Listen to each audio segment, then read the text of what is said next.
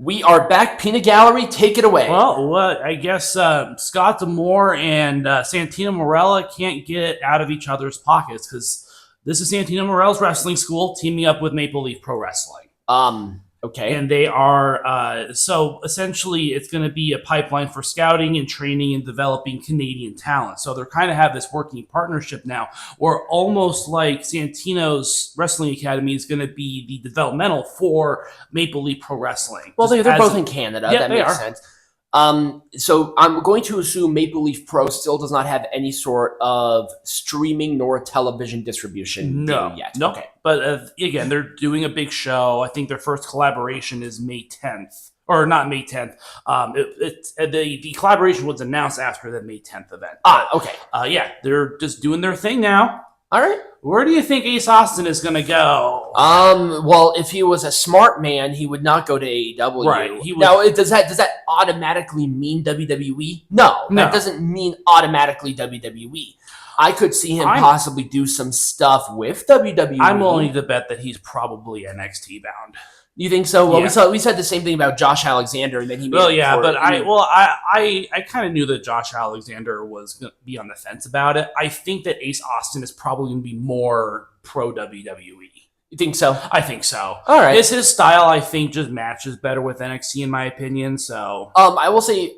Ace Austin had a great career in TNA. One of the more consistent workers on their brand. Did not get hurt a whole lot. The one thing that I sort of wish they sort of pulled the trigger on with him was winning the world title. Yeah. They teased it for a while. They never did it, and that was just a missed opportunity. Right. It's going to be a cost benefit for any roster to have Ace Austin there. He's great in the ring. He has a good character, great in ring presence. There's a lot of positives with him. Yep. A lot of potential. Yep. With that. But also he does have a good working relationship in Japan. Yeah. So I would not rule out New Japan Pro Wrestling either. Not at all. Not at all. So how do you feel about Under Siege being available for free on YouTube 24 hours after the Impact Plus or the TNA Plus special? I wonder why they did that. Well, they said storyline, it was a decree. I do not know. They never specified why they were doing that for free. My opinion on this is that maybe it was an experiment. Okay. Maybe they were trying to figure out, okay, well, how many more people are willing to look at TNA as a product if we put this out? Because they've been doing it for a lot of their older pay-per-views. Maybe they're trying it with a modern one to kind of see. I don't know how TNA Plus monthly members feel about it, though. It's very interesting because it's like, well, I could have just waited 24 hours for the show to come out for free. Right. And maybe they'll do it on. Maybe they'll do it for. What are they called? Channel members for their YouTube channel. Yeah. I think they do that already. Yeah. So like I said, I think it's an experiment that they're putting together, and I think that it probably something that WWE has. Maybe they have something to do with that. Maybe it might be a good. I mean, it's interesting, I guess. Yep. So WWE has signed 3 Olympians to the Performance Center roster this week. The first one is Aaron Farah, who's from Austria, and he is a judoka. Okay. So he represented Austria at the 2024 Paris Olympics. Shady El Anhas from Egypt, born in Egypt, immigrated to Canada. Another judo, competed in the Commonwealth Games, Pan American Games, that sort of thing. So 12 Grand Slam medals in judo. And then Francois Prinsloo from South Africa, who is a track and field athlete and competed at the 2024 Olympics. Okay. So more non-wrestlers going into the WWE. It's very interesting. This is what WWE specializes in. They don't take a lot of indie stars. Not anymore. No. Speaking of indie stars, I guess, if you want to talk about that, LFG has their new champions, or I guess they're winners. They're not champions. They're the winners, and they are receiving NXT contracts. The Winners are Tyra May Steele and Jasper Troy. And Tyra May Steele, if I'm not mistaken, was the Olympic gold medalist in women's wrestling that they signed a while ago. And so they have officially won, and there is already a new date, which we'll talk about for the second season of LFG. If you still want us to cover this, let us know. Yep. I've watched a couple of episodes. I like what I'm seeing. I just wonder maybe if they'll polish it up a little. But it's the first season. It is. It's going to be growing pains. And we all know Darby Allin finally made it to the top of Mount Everest. I think that's cool. I mean, he also broke a world record for the highest skateboard trick in the world. So that was cool. Say whatever you whatever you want to say about his wrestling skill. Like for me, he's just a stuntman. He just does like the crazy shit and whatever. He's definitely built different. Yep. Like there's not a lot of people who are gonna climb Mount Everest. No. It's definitely a very hard climb. So definitely a good accomplishment. I'm glad that he is safe. I'm glad that he got there without issues. For the most part. So I'm very happy about that. Yeah. Tony Khan, I don't know if you want to call them lies or not, but he does not know when pay-per-views will be distributed on Max. They have not discussed that, apparently, which is weird. Wait. Max doesn't distribute the pay-per-views? No. They don't? No, they said there's no update regarding the availability of AEW pay-per-views on Max. There was None of them. What kind of fucking dumbass deal is this? I don't know. They haven't talked about it, but he did highlight that Amazon Prime was also available for if you want to stream. Well, not about stream. I'm talking about if you want to watch the old pay-per-views. You can't do that at all? I don't think so. Well, I think you can watch them on Max, like 2019 pay-per-views and some of the. Oh, okay. Yeah, like some of those older ones. But as far as like current pay-per-views, you can't stream them on Max live currently. That's something that he said they never discussed, which you should have discussed that if your stuff is already streaming on Max. If you have pay-per-views and old Dynamites and all of that on there, you would think that you would want the pay-per-view distribution on Max. Yes. That's so bizarre. Another interesting thing that he did say on the media call, though, was regarding the prospects for women's tag team champions. They don't need it. Now, it is something that he is very interested in, but he is currently focused on other things, like all of his shiny new toys. Yes, and I think he said something about the men's tag division, which has just been absolutely brutalized. Yeah, it has been. Scorpio Sky is the latest in a long line of people to wonder why the fuck is he still signed with AEW. I love what I saw was that some of the wrestling media sites, with the terminology between this and Dakota Kai, when they said that, oh my god, they were benched. This is benching, and that you were saying two totally different things. Right. It's hilarious of the hypocrisy of these idiots. Yep. I knew as soon as I saw this, we were going to talk about it, which is why I didn't add it to my drama. Yeah, because Scorpio Sky he's benched. He is. Yes. He is benched there right are now. They said there's no creative plans for him at the moment. He's only wrestled like one match in like a year. That's called being benched, people. So LFG is coming back June 22nd, 2025. Cool. On A&E, and we already know that Michelle McCool is replacing Mickie James. Mm-hmm. And that's because The Undertaker wanted Michelle McCool to be on the show for obvious reasons. We already talked about it. It wasn't like Undertaker wanted Mickie James to be replaced by Michelle McCool. He wanted her to be involved in the program. Yes. He never said anything about replacing a coach. No. Ever. No. That bullshit needs to stop. Yep, it does.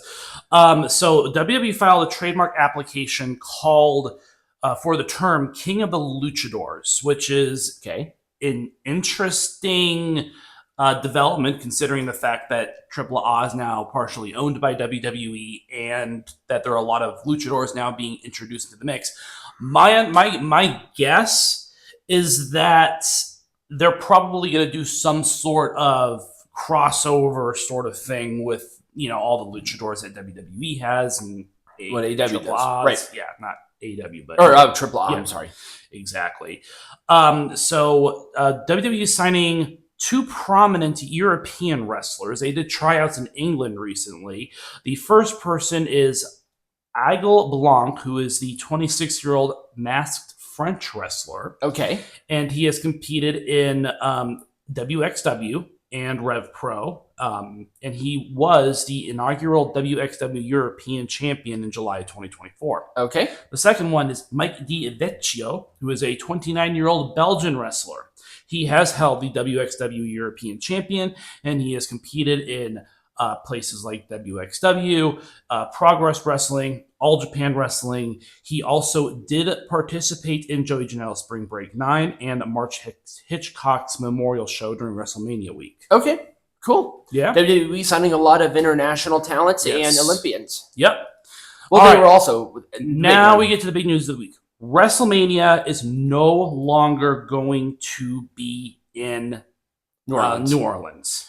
Now, before we get into this further, whose call was this? Do we know if it was New Orleans Athletic Commission or WWE? We do not know. Now, it was already announced by The Rock that New Orleans was going to have WrestleMania. That was penciled in. That was penciled in. I don't know how far along those negotiations they got. Well, clearly there was enough for them to announce it. To kind of pull the plug and move it somewhere else. We do not know who is hosting WrestleMania 42 at this moment in time. Las Vegas is the front runner in terms of where they want it. Right. We do not know that for a fact. If it does happen in Las Vegas, they are also going to change the weekend in which it falls because the 11th and 12th at Allegiant are already booked. Right.